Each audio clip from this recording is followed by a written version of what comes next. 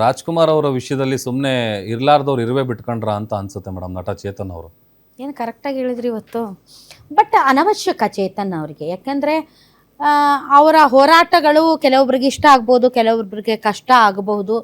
ಯಾವಾಗಲೂ ಶೋಷಿತರು, ದಲಿತರು ಮತ್ತು ಕಾರ್ಮಿಕರ ಪರವಾಗಿ ಅವರು ಧ್ವನಿ ಎತ್ತುತ್ತಾ ಇರ್ತಾರೆ.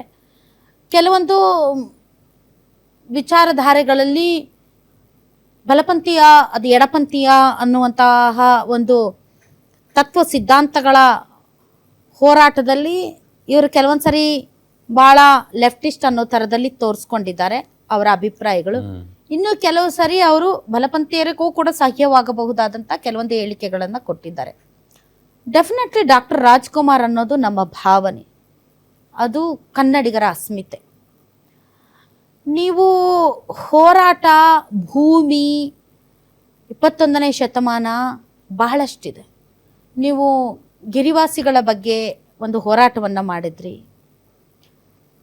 ಯಾರು ಅರಣ್ಯ ಪ್ರದೇಶದಲ್ಲಿ ವಾಸಿಸ್ತಾ ಇದ್ದಾರೆ ಆ ಒಂದು ಅವರ ಅರಣ್ಯವಾಸಿಗಳ ಪರವಾಗಿ ತಾವು ಹೋರಾಟ ಮಾಡಿದ್ರೆ ಅದನ್ನೆಲ್ಲ ನಾನು ಅಪ್ರಿಷಿಯೇಟ್ ಮಾಡ್ತೀನಿ, ಇಲ್ಲ ಅಂತ ಹೇಳಿಲ್ಲ. ಬಟ್ ಇದು ಬ್ಯಾಡ್ ಆಗಿದ್ದ ವಿಷಯ, ಬ್ಯಾಡ್ ಆಗಿದ್ದು. ನೀವೇ ಕ್ಷಮೆ ಕೇಳಿದ್ದೀರಿ, ಅದಕ್ಕೆ ನಂದು ಉದ್ದೇಶ ಅದಾಗಿರಲಿಲ್ಲ ಅಂತ ಕ್ಷಮೆ ಕೇಳಿದ್ದೀರಿ.